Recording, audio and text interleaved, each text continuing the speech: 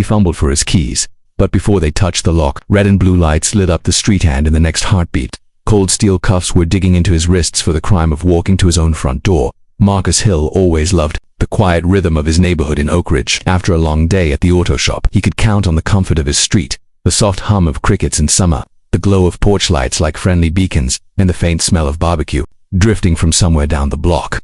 That evening was no different, at least at first. The sun had just dipped below the horizon, leaving streaks of orange and pink in the sky, and the air was warm with the last breath of daylight. Marcus pulled his old sedan into the driveway, feeling the familiar relief of being home. His shoulders relaxed, and he smiled faintly as he reached for the grocery bags in the passenger seat. There was chicken in there, some fresh bread, and Lisa's favorite iced tea. He stepped out, balancing the bags in one hand and fishing his keys from his pocket with the other. The driveway's concrete was still holding onto the heat from the day, and he could hear a dog barking faintly from a few houses away. He climbed the short path toward the porch, his mind already drifting toward dinner. Then, just as he reached the bottom step, the low rumble of a car engine behind him caught his ear. A black and white police cruiser rolled slowly down the street, its headlights sweeping across the front of his house. Marcus glanced back, not thinking much of it. Police cars drove through the area sometimes. But then the cruiser slowed even more, and the red and blue lights flicked on, bathing the houses in a sudden harsh glow. His heart thudded once, hard, but he told himself there had to be some other reason. Maybe they were responding to a call nearby. The car came to a stop directly in front of his driveway. Two officers stepped out, both in dark uniforms, their hands resting near their holstered guns. Their eyes locked on Marcus, and in that instant something in his stomach tightened. This wasn't a casual pass-by. They were here for him. The evening. One officer called, his tone clipped, more like a demand than a greeting. "Do you live here?" Marcus blinked, caught off guard. "Yeah, I do. Why, can we see some ID?" the second officer asked, already stepping forward. His voice carried the flat, unblinking edge of authority. "My wallet's inside," Marcus said, holding up his grocery bags. "This is my house." He pointed toward the door, just a few feet away. The first officer's expression didn't change. "We had a call about a suspicious person matching your description. Do you mind putting those bags down and stepping back?" The words landed heavy. Suspicious person matching your description. Marcus felt a wave of disbelief. He'd lived here for nearly 5 years, waved to these same patrol cars when they passed by, shared neighborhood updates at block meetings. But now, standing on his own porch with his own groceries, he was being treated like a stranger, or worse, a threat. "I'm just trying to go inside," Marcus said carefully. His voice was steady, but inside, his chest felt tight. He knew enough to understand how quickly situations like this could turn dangerous. The second officer gestured toward the lawn. "Sir, step away from the door." It wasn't a request. Marcus set the bags down slowly, the paper crinkling as they hit the porch.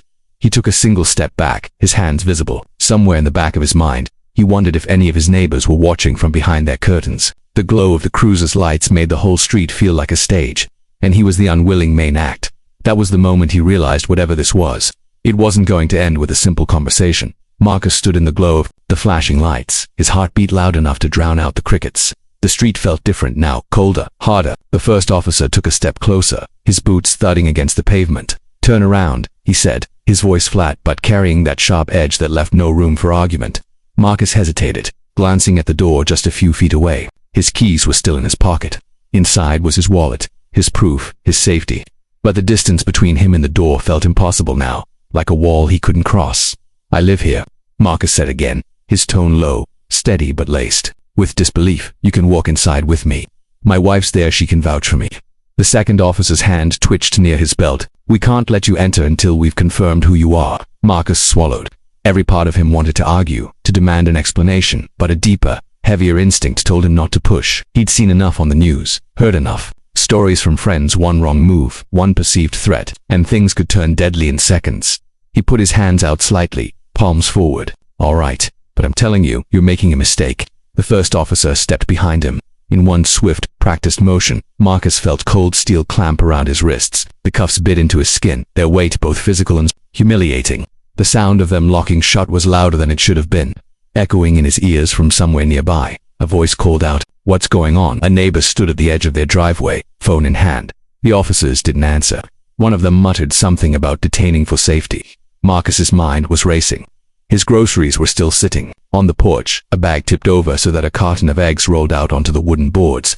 The absurd normality of it spilled groceries under flashing police lights made the whole moment feel unreal. The first officer began speaking into his radio, giving short bursts of information Marcus couldn't fully hear. The second kept his eyes on him, scanning him like he was waiting for Marcus to make a sudden move. "Can you at least check my car?" Marcus tried. "My registration has my address. It's right there in the driveway." No answer. The silence between questions was worse than the questions themselves. It wasn't the silence of listening, it was the silence of judgment already past. Marcus shifted slightly, the cuffs digging deeper into his wrists. He thought about Lisa inside, maybe in the kitchen, humming while she cooked.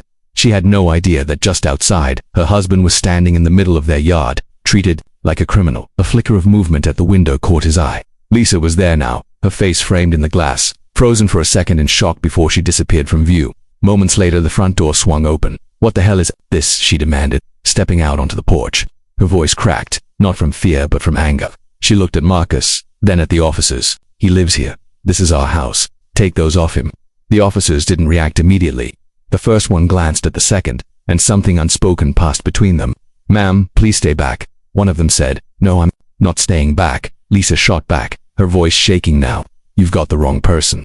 Check the damn mail on the porch, his name's all over it. Look at our family photos inside. Do something other than this." The neighbor had started recording now, holding their phone up for a clear view. Marcus could hear the faint click of camera shutters from another house down the street. The quiet, safe block he'd known for years had transformed into a stage for humiliation, and every second felt heavier than the last dot as the officers stood there, caught between stubbornness and the growing audience around them. Marcus knew this moment wasn't just about him getting home anymore. It was about whether or not they would admit they were wrong, whether the truth would matter at all.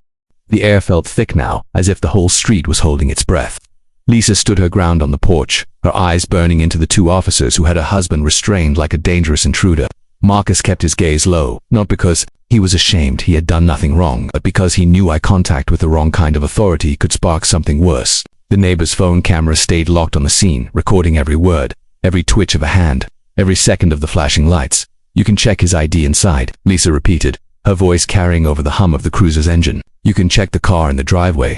You can check the mail in my hand right now." She bent down, scooped up a few envelopes that had been sitting in the mailbox, and held them out toward the nearest officer. "Look, Marcus Hill, right here. That's his name. This is our home."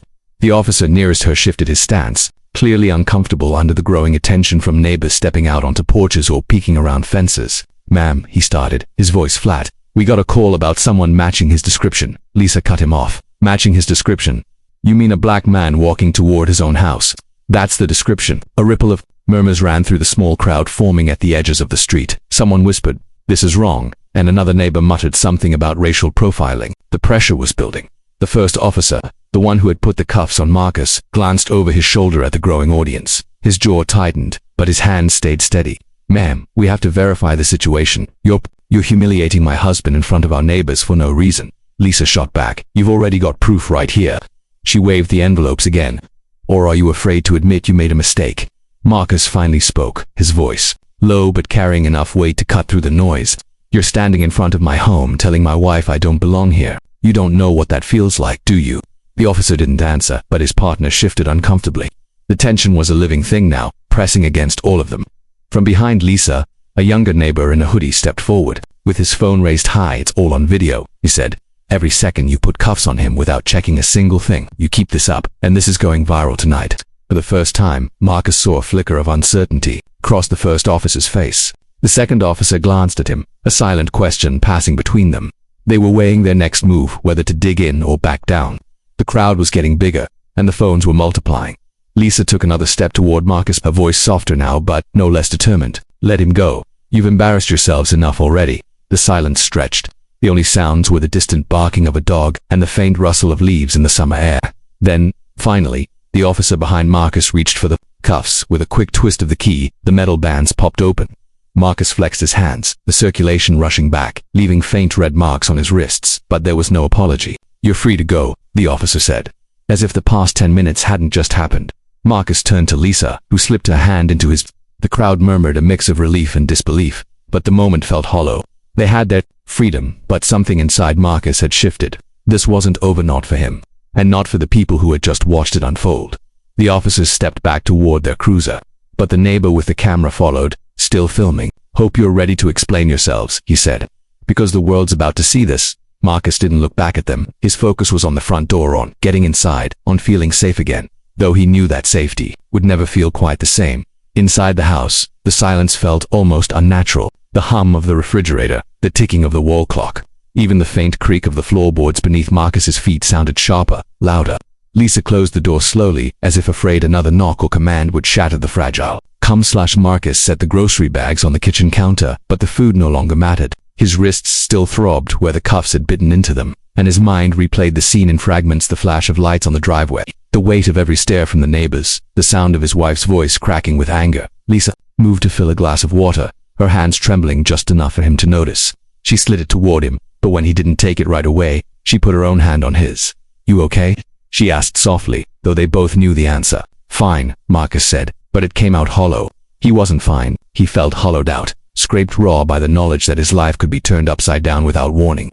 That even in front of his own home, he could be treated like an outsider or worse, a suspect. They sat at the table, both quiet. The glow from Lisa's phone lit her face as she scrolled through her notifications. "The video's already online," she said, her voice tight. "I didn't post it, someone else did. It's already got hundreds of shares." Marcus leaned back, staring at the ceiling. He imagined the clip from a stranger's phone, him standing there, groceries on the porch, cuffs cutting into his skin. Every moment would be dissected by people who didn't know him, people who would have opinions about what he should have done, how he should have acted. But as the hours passed, something unexpected happened. Messages began pouring in, some from friends, others from complete strangers. People were outraged, calling it racial profiling, calling it abuse of power. A local activist group reached out, offering to connect him with a lawyer. Reporters were requesting interviews. The neighbor who filmed everything texted to say, "You're not alone in this. We've got your back." By the next morning, the video had gone viral. National outlets were running headlines. Community leaders were speaking out, and the police department had issued a short statement saying the incident was under review. Marcus read those words with a bitter taste in his mouth. Under review didn't erase what happened. It didn't erase the way the officers had looked at him, like he didn't belong on his own front porch. Lisa sat across from him, coffee steaming in her hands. "You could let this go," she said quietly, though her tone made it clear she didn't want him to. Marcus met her eyes. "If I let it go, they'll just do it to someone else. Maybe next time that person won't have a neighbor with a camera. Maybe they won't have a wife who comes outside in time." For the first time since the night before, he felt something stir inside him, a quiet resolve, heavy but steady. He didn't ask for this fight, but it had found him, and now he had to decide what to do with it. In the days that followed, Marcus spoke at a community rally, standing on a makeshift stage in the park where kids usually played basketball. The crowd listened as he described the fear, the humiliation, and the reality of being seen as suspicious simply for existing in the wrong skin. Cameras flashed, voices cheered, and for a moment, he felt the weight in his chest lift just enough to breathe freely again. That night, he and Lisa walked home together, hand in hand. The street was quiet, just like it used to be, but Marcus knew it wasn't the same. Safety was no longer a given, it was something that had to be fought for, demanded, and defended. As they stepped onto their porch, Marcus glanced down the street, the shadows deepening under the lamplight. The world had seen what happened here, and maybe, just maybe, that would be enough to make sure it never happened again. If this story moved you, like, share, and drop your thoughts in the comments. Subscribe to The Black Struggle for more powerful stories that need to be heard.